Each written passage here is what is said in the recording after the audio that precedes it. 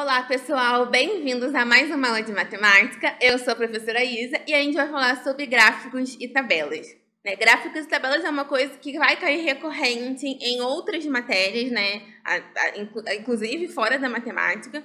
E outros conteúdos caem sempre, principalmente quando você está trabalhando com equações ou quando você está trabalhando com porcentagem, e eles vão colocar os dados em formato ou de tabela ou de gráfico. Geralmente eles colocam muitas questões disso, principalmente o Enem.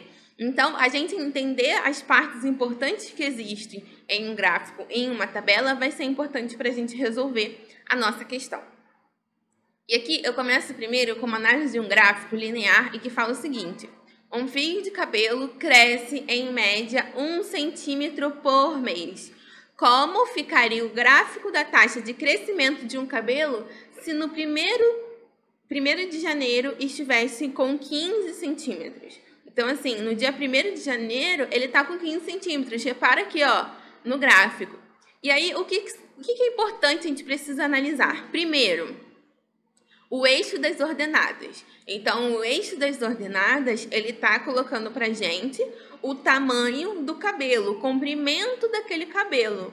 Então, essa é uma informação relevante porque a gente precisa saber do que o gráfico está falando para a gente.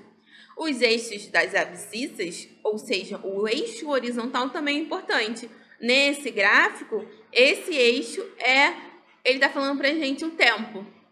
E aí, esses dois eixos, eles estão falando pra gente essas informações, só que o importante também é a gente reparar nas unidades. Então, olha, o comprimento de cabelo tá a 10 milímetros. Então, no dia 1º de janeiro, eu tinha 15 vezes 10 milímetros, ou seja, 15 centímetros, Mas a gente precisa sempre estar de olho, principalmente quando aparecem essas unidades na frente, essas potências. A gente precisa colocar as potências na nossa resolução, senão vai sair errado. E no caso aqui, o tempo está em mês, Então, por que é importante a gente reparar nessas unidades? Dependendo do que a gente quer encontrar, por exemplo, imagina a taxa de crescimento dele por dia. Eu teria que fazer uma conversão na minha idade. Se eu pegasse o dado cru do jeito que ele está, daria errado. Tudo bem? E aí, a gente precisa estar de olho no formato do gráfico, Se ele é linear, então no caso esse daqui é linear, ele é uma linha. Mas se fosse uma parábola, ele seria o sorrisinho ou a carinha triste. E por aí vai. Existe também a informação que é muito importante, é onde o gráfico se inicia. Então, por exemplo, aqui o gráfico está começando em 15. Repara que não existe nenhum dado para baixo, Então, vão existir gráficos, isso é uma coisa que pode existir, o gráfico não estaria errado. Existem gráficos que pulam unidades, A gente vai ver um pouco no próximo gráfico. Existem gráficos que vão começar com essa distância, entre os eixos diferentes. Então, a gente precisa estar de olho nisso e ter cuidado, porque imagina, se eu pegar o meu gráfico e colocar, sei lá, ali como se fosse 3, vai dar errado. Se fosse 0, vai dar errado.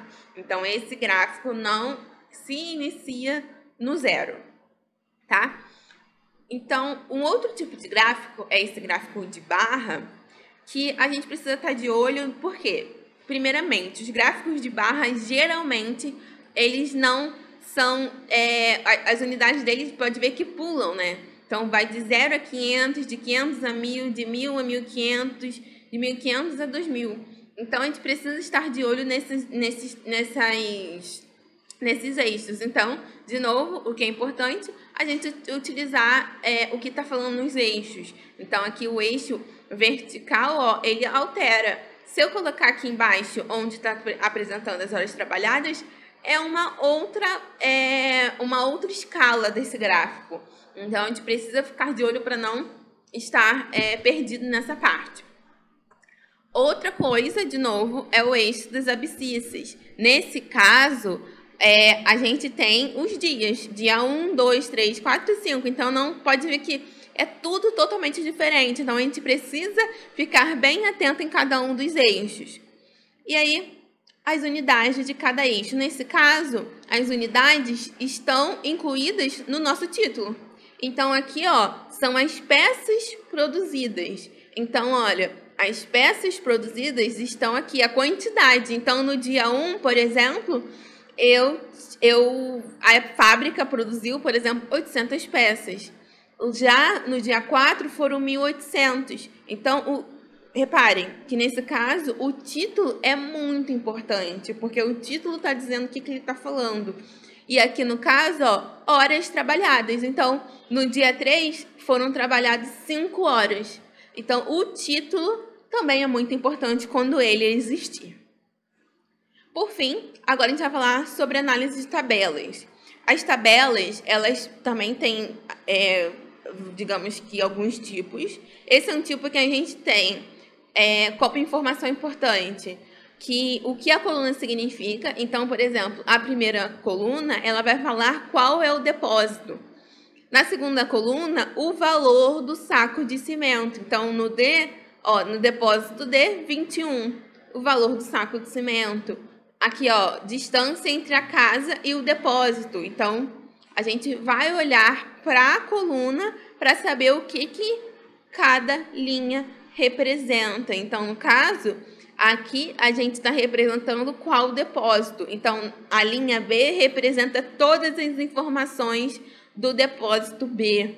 Então, a tabela tem esses detalhezinhos que a gente precisa estar atento e o que ela está dizendo para a gente. E sempre muito importante a gente ter cuidado com as unidades. Nesse caso, a unidade, ela está vindo embaixo, ela está vindo como se fosse uma linha cruzada, né?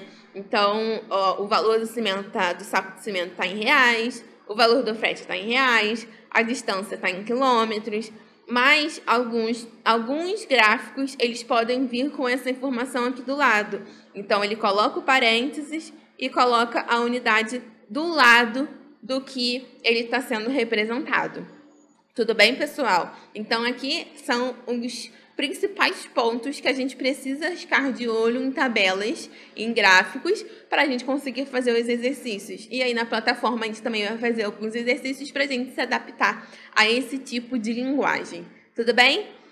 E aí, nossa aula fica por aqui. Eu deixo para vocês a frase do Roberto Chiniachik, e ele fala o seguinte: tudo que o sonho precisa para ser realizado é alguém que acredite que ele possa ser realizado.